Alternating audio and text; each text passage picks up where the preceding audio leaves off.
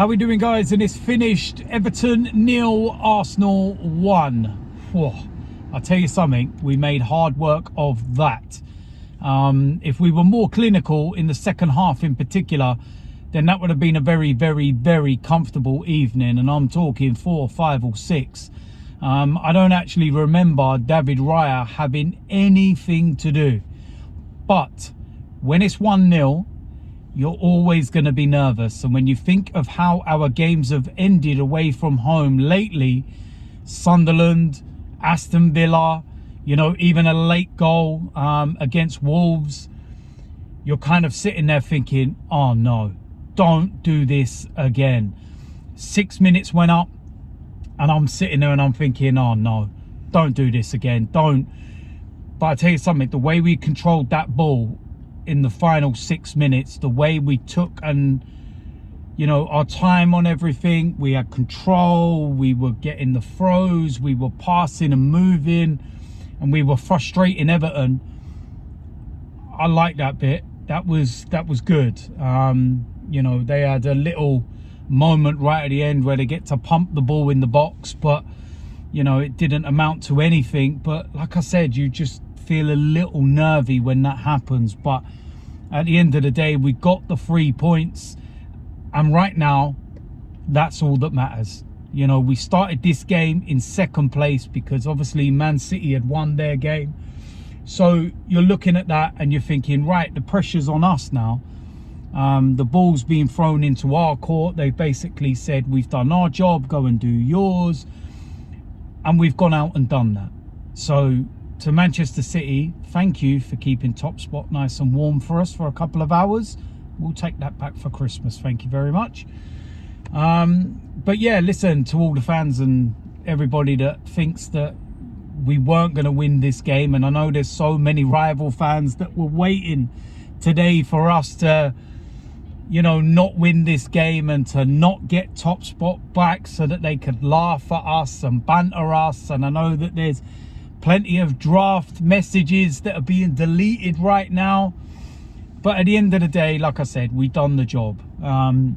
But there were far too many players today that were very below par, and something just was missing. The energy levels at certain moments look good, but then the energy levels at other moments looked bad again, like we was really tired and a bit jaded. Gyökeres gets a goal, penalty, don't care how he scores, just score. Brilliant penalty, by the way. And listen, it's a clear penalty. It's a stonewall penalty. At the end of the day, I don't even know who the Everton player was that handballed it, but I actually think he was auditioning for the NBA, because that was basketball. So there's no doubt about that it was a penalty. So let's not, you know, question that. But yeah, listen, at the end of the day, I was at the game, which is why I'm currently sitting in my car doing this video, waiting for the traffic to die down and everything else. Apparently it's absolute chaos trying to get out of this you know, area where Everton's new ground is. And what I will say, and I give Everton their due and, you know, credit to them, that's a lovely new stadium. I really like that. And it's smaller than the Emirates in terms of its capacity, but it looks as big. It's massive from the outside, really nice. So yeah, at the end of the day, it's the best stadium in Liverpool. But yeah, look, at the end of the day, that's the nice that he's done. And like I said, we didn't come here to look at a shiny new stadium and to you know, give out Christmas presents. At the end of the day, we've come here to collect 3 points. We've collected the 3 points, we've collected a clean sheet, and we've collected top spot back from Man City. So at the end of the day, like I said, when you're looking at this part of the season, Christmas period, we've got a lot of games coming up. We're actually playing in midweek before Christmas Day in a Carabao Cup against Crystal Palace.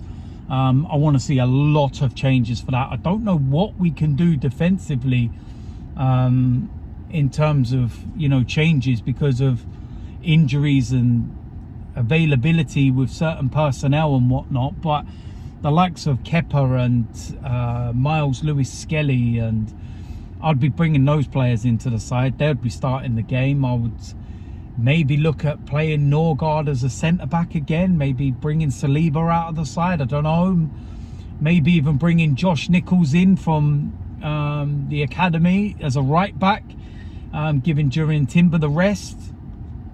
I don't see why not at the end of the day.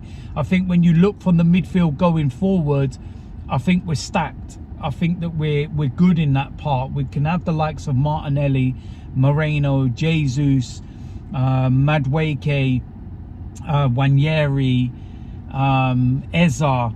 Like, we could have a very, very strong attacking lineup for the game against Crystal Palace, and give players the rest before we go into what is a busy period straight after Christmas and going into 2026. So but yeah, listen, that's for in a couple of days time. I'll do the preview and I'll look over it and we'll see and listen to what Mikel says and everything else. But at the end of the day, it's job done. It's 3 points in the bag, and that's all we can do.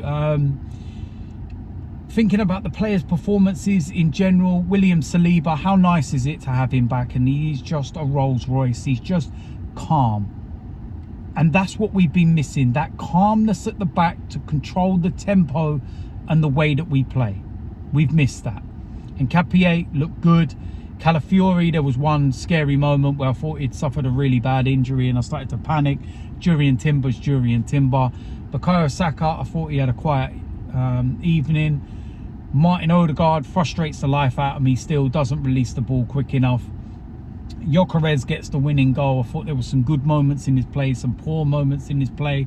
Hold up, and the link between, you know, himself and the midfield and whatnot.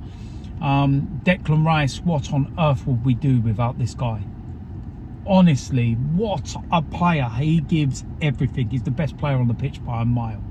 And yeah, it's just phenomenal what he does, and we can't replace him. He is one player that we can't replace. It's that simple. So yeah, I thought Trossard, a quiet game, had a really big moment, hit the post. And like I said, Zubimendi hit the post, Saka missed a big opportunity, and they were all in the second half. And if we take one of those, then the ending of the game is very comfortable. And I think if we get the second, we probably get a third or fourth. But at 1-0, you give Everton hope, and they've still got something that they could possibly get out of the game. So listen, at the end of the day, it's job done. It's 3 points in the bag. It's top of the league for Christmas, and we move on. So listen, Everton, thanks for the hospitality, new stadium and everything. Lovely. Thank you very much. Thanks for the 3 points. Thanks for the clean sheet. And thanks to Man City for keeping Top Spot warm for us. There we go. So listen, you know what to do if you haven't already. Like, subscribe, comment. I will speak to you all before the Crystal Palace game, where we do the preview and predicted lineup. But now for the long drive home. Things you do for Arsenal, eh? At least we won. That's the main thing. So there we go. Like, subscribe, comment, and I will see you lot soon. I'm out of here.